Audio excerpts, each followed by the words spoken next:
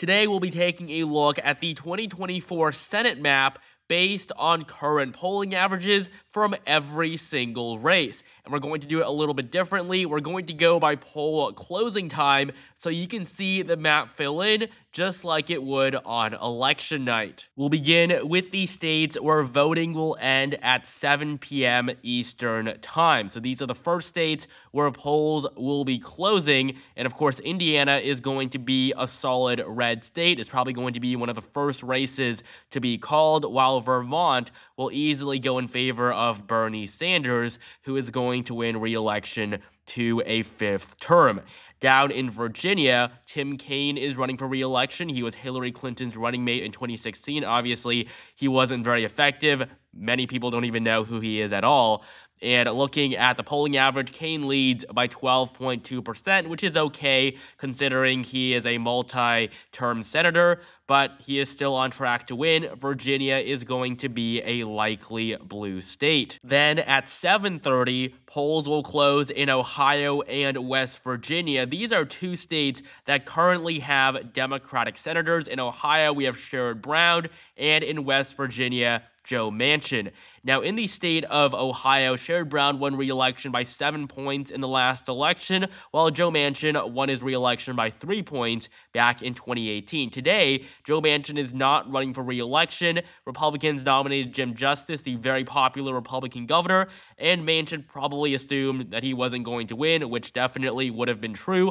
Manchin would have been competitive against any other Republican, but Jim Justice was the only one that he couldn't beat, and so he dropped out. This is going to be a very safe race for the GOP now that the Democrats don't have an incumbent running there. And up in Ohio, Sherrod Brown leads by just 3.6%. His lead has been shrinking over the election cycle. In November of last year, we had a poll showing him ahead by 10%. Today, in the most recent poll, he leads by just 2. Bernie Moreno can actually come out on top here, even though he is slightly behind with 2 months to go. In 2020, Donald Trump was supposed to win the Buckeye State by 1%. In the end, of course, he won it by 8. So polling underestimating Democrats is not new, and this is definitely a race to watch. Right now, Democrats are ahead, but I would say Republicans are slightly favored when it comes to the final victor. Next up at 8 p.m., voting will end in 12 races. Many of these are surprisingly close, especially the elections in New Jersey and Maryland, but Pennsylvania is also tightening up. So we're going to start off in Maine, where Angus King is running for re-election. He leads by 10 points. He's an independent that caucuses with the Democratic Party, so he's basically like Bernie Sanders, very much to the left. And this poll says he'll win by 10, but honestly, he's going to win by more. He's very popular in his home state, just like Susan Collins, who is a Republican. But these incumbents in Maine, they always do very well. And so polling shows Democrats ahead by 10 points, but in the end, they're probably going to win by slightly more. Down in Pennsylvania, we have a race that is becoming much more competitive than it was just 2 weeks ago. Bob Casey leads by 3.4% over David McCormick. If you look at polling from just 2 weeks ago, at the end of August, Casey led by 7.6. And so this race wasn't competitive at any point throughout the year until now. David McCormick is a very good nominee from the GOP side. He ran for the nomination in 2022, but he lost to Mehmet Oz, who eventually lost to John Fetterman by nearly 5 points in the election. And Fetterman had so many health issues, he should have been easy to beat, but Oz was the wrong choice. If McCormick had been nominated 2 years ago, he would have been able to defeat Fetterman. There's no doubt about that. But against Bob Casey, Casey is a stronger nominee, especially because he is an incumbent. That is why he's leading right now. But this race is probably going to get more and more competitive as the presidential election nears. And so we're going to keep an eye on it. But for right now, the Keystone State is more competitive than it's been in the past year. Next up in Maryland, we have another competitive race, even though it honestly shouldn't be. Democrats are barely ahead here. Angela Alsobrooks leads by 4.4%. A poll released in August showed her and Larry Hogan in a tie. Larry Hogan is a very popular former Republican governor of Maryland. This race is getting tighter and tighter, and so the only reason why Hogan isn't winning is because he is running as a Republican. And in terms of the Senate races, the national count in the Senate, in terms of who has the majority, that matters a lot more, honestly, than who these specific candidates are, because even though Hogan is a more moderate Republican, he is still going to be able to help Trump and the GOP pass a lot of their legislation, which is why Democrats are hesitant to support a governor that many of them approve of. And so right now, Maryland is also going to be lean blue, but this 4.4% margin is pretty small. It is definitely within the margin of error, and I would not be surprised if Larry Hogan, who won re-election by a solid margin in 2018, if he came out on top here. But for right now, just like Pennsylvania, it is going to be lean blue. It'll definitely be an interesting race. In New Jersey, we have another election where Democrats are super vulnerable in. This is the one that Bob Menendez left vacant. He is no longer running for re-election. He's already resigned after being convicted of multiple charges of bribery. And so Andy Kim is the Democratic nominee, and he barely leads here, even though New Jersey is a state that Joe Biden won by 16 points in the last election.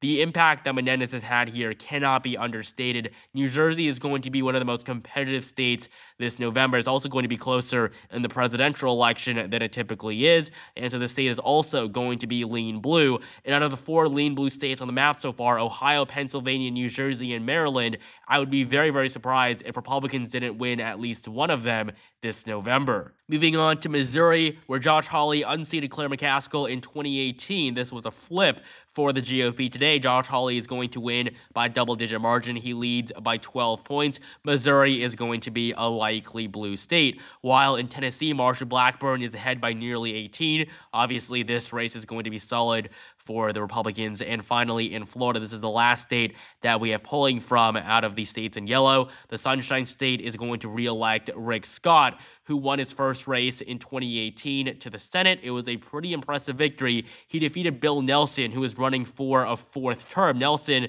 is now the NASA administrator, so he's done quite well after losing. But this was a race that nobody thought Republicans were going to win, and it is why the GOP was able to expand their majority in 2018. And polling today has Scott leading by 4.3%. If he didn't lose 6 years ago against the incumbent, today as the incumbent, there's basically no way that Scott is going to lose his re-election. In the end, he's going to win by at least 7 points. Florida is a red state. Marco Rubio won his re-election in 2022 by 16 points. There's really no reason why Scott wouldn't get near that. Florida will be lean red on our map right now, but in the end, he'll win by much more. The remaining states, though, are going to be pretty solid for one party or the other. Mississippi will, of course, be solid red, while Democrats will easily carry Massachusetts, Connecticut, Rhode Island, and Delaware. Before I continue, 83% of you guys are not subscribed, so please take the time to subscribe right now for more content like this leading up to the election in November.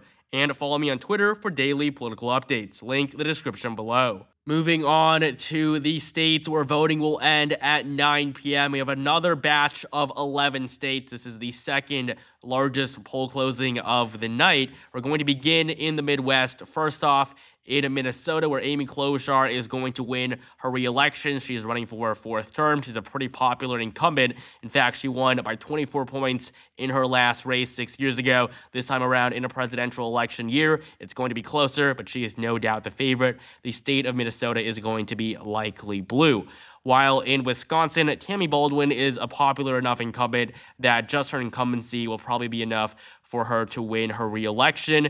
Republicans have nominated an okay candidate, but honestly, with Baldwin's popularity and the fact that she leads by 6 points in the polls, it is difficult to see Republicans making a flip here. Wisconsin is going to be lean blue, but just barely. And in the Wolverine state of Michigan, we have an open seat. It's Mike Rogers, the Republican, versus Alyssa Slotkin, the Democrat. Democrats Debbie Stabenow, who was the incumbent, decided not to run for re-election. This is a close race. This can definitely get competitive, especially considering that polling almost always overestimates Democrats in the state of Michigan. In fact, in 2020, Gary Peters, the incumbent Democrat, was supposed to win by at least 5 to 7 points. His race went down to a tilt margin. There's no reason why that couldn't happen again. And so Michigan polling right now gives Slotkin a lean margin of victory, but this will definitely be another key state to watch. You can see the Democrats are doing okay in defending many of their seats. Yes, they're leading slightly in the polls,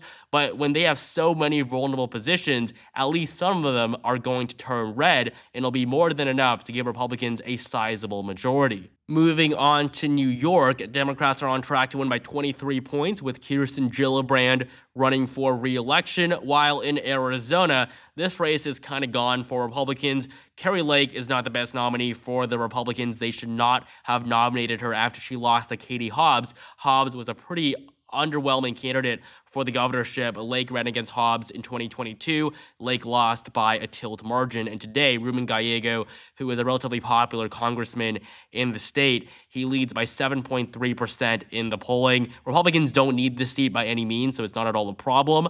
But as of right now, it doesn't seem like Kari Lake is going to come out on top in her race unless something terrible happens to Ruben Gallego in the next few months. So Arizona is going to be a likely blue state, while in New Mexico, Martin Heinrich leads by 9.5%. He's the Democratic incumbent. He is in a relatively safe position, another likely blue state. And in Texas, Ted Cruz is ahead by 6%. Yes, his race in 2018 against Beto O'Rourke was competitive, but Colin Allred is nowhere near the level of O'Rourke. Beto O'Rourke was really an extraordinary candidate 6 years ago. He made this race very, very competitive, but against Allred, Cruz is going to have a pretty easy path to victory. It is going to be lean Republican, but in the end, he'll be able to win by nearly 10 points. And in the remaining 3 states, we actually have 2 races in Nebraska. One is a special election. All of them are going to go in favor of the GOP. An hour later at 10 p.m., polls will close in Montana, Utah, and Nevada. In Montana, Democrats are defending this seat. If they lose Montana, they will lose the outright majority. Republicans have already flipped West Virginia. This will put them at 50 essentially, and if they win Montana when the rest of the map is filled in, they will be at 51. And the bad news for Democrats is that they truly are losing this race. Jon Tester is the best nominee Democrats could have put up. He's the incumbent. He is running for a 4th term, but he's just not going to win it. In 2018, this was a blue wave year. He was barely able to come out on top against Matt Rosendale. Today, he is going to lose to Tim Sheehy. Sheehy leads by 5.2%, and it wasn't always this way. At the beginning of the year, Jon Tester was still leading in the polls, but that is no longer the case. Voters are going to vote for Trump at the top of the ticket, and then many of them Sheehy right under over Tester. So Montana is going to be a lean red state. Without Montana, Democrats have no pathway to retaining their Senate majority. However, they are doing well in Nevada, where incumbent Jackie Rosen is running for re-election. She leads by a double-digit margin in the polling, and this race is only getting worse and worse for the GOP. But once again, this is not a race that Republicans need by any means. Jackie Rosen is a strong candidate. She defeated a Republican incumbent in 2018, Dean Heller, by a 5-point margin. So Nevada today will be likely blue, while Utah will, of course, remain in the hands of the Republicans, even though Mitt Romney isn't running for re-election. And in these final 3 states, we obviously know who's going to win. Washington, California, polls will close at 11 p.m., Hawaii at 1 a.m. In Washington, incumbent Maria Cantwell leads by 14.5%. It is barely going to be a likely blue state, so close to that 15-point solid threshold. In California, Adam Schiff is ahead by 24% against Steve Garvey. It's going to be another easy victory for the Democrats. And of course, Hawaii, Mazie Hirono is going to win her re-election by 15 points or more. And so based on current polling averages, it just isn't happening for the Democrats. They're defending so many seats. They're vulnerable in so many. I expect Republicans to win at least 52 to 53. They have a very good chance in Michigan, Ohio, Pennsylvania, and Maryland, but at the very least, they're going to flip both West Virginia and Montana. A very good showing for the Republicans, who have been out of power in the upper chamber of Congress for the last 4 years. Thank you guys so much for watching. Make sure you like, comment, and subscribe right now for more content like this leading up to the election in November, and join my Discord server, link in the description below.